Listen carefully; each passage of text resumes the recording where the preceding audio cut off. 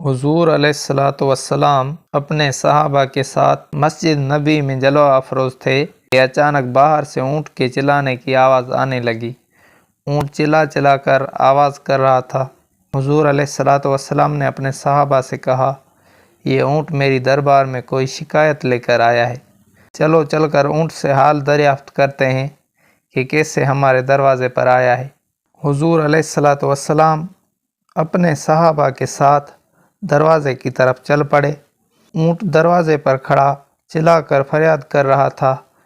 جب حضور علیہ الصلوۃ والسلام دروازے پر پہنچے تو اونٹ سرکار علیہ الصلوۃ والسلام کے قدموں میں گر پڑا اور اپنی گردن کو زمین پر پھیر کر فریاد کرنے لگا۔ اس کی آنکھوں سے آنسو جاری تھے۔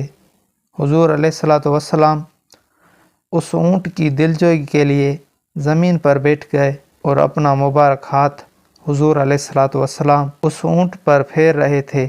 صحابہ کرام یہ منظر دیکھ کر حیران تھے۔ حضور علیہ الصلوۃ والسلام نے اونٹ سے کہا کہ اپنا حال بیان کرو۔ اونٹ نے رو کر عرض کیا، اے اللہ کے رسول، میں فلاں آدمی کا اونٹ ہوں، وہ ابھی آپ کی دربار میں موجود ہے۔ اب اونٹ ایسے بول رہا تھا جیسے ہم ایک دوسرے سے بات کرتے ہیں۔ تمام صحابہ کرام اس کی بات سن رہے تھے۔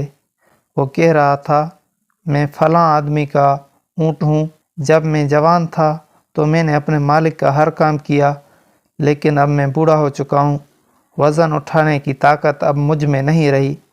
آج رات میرے مالک نے اپنی بیوی سے کہا کہ اب اونٹ کام کا نہیں رہا، اب اسے ذبح کر دیں گے اور اسے کھا لیں گے۔ اے حبیب، میں آپ کی دربار میں آیا ہوں کہ مجھے ذبح ہونے سے بچا لو۔ حضور علیہ الصلوۃ والسلام نے ارشاد فرمایا، اس کا مالک کون ہے؟ میرے قریب آ جائے۔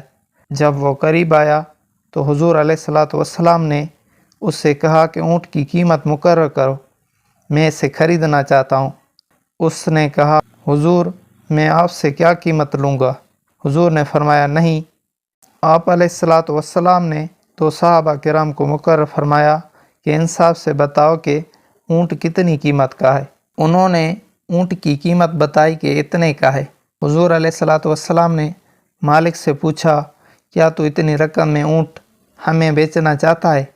اس نے عرض کیا، میں آپ کو یہ اونٹ تحفے میں دیتا ہوں۔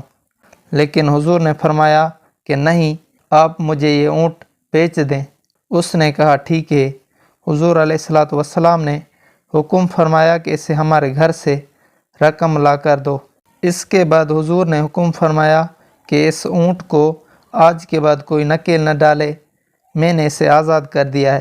اونٹ نے جب یہ بات سنی تو دوبارہ آپ کے قدموں میں گر پڑا اور دوبارہ اپنی زبان میں کچھ کہنے لگا۔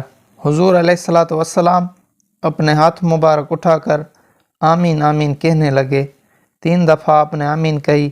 صحابہ کرام نے عرض کیا، حضور پہلے تو ہم بھی اونٹ کی زبان سمجھ رہے تھے، لیکن اب یہ اپنی زبان میں کیا کہہ رہا ہے؟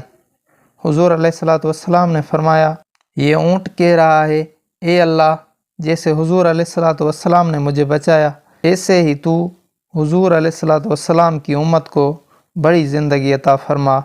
اونٹ نے کہا، اے میرے رب، تو حضور کی امت کو اپنے عذاب سے بچا، جیسے حضور علیہ الصلوۃ والسلام نے مجھے اپنے مالک کے قہر و غضب سے بچایا۔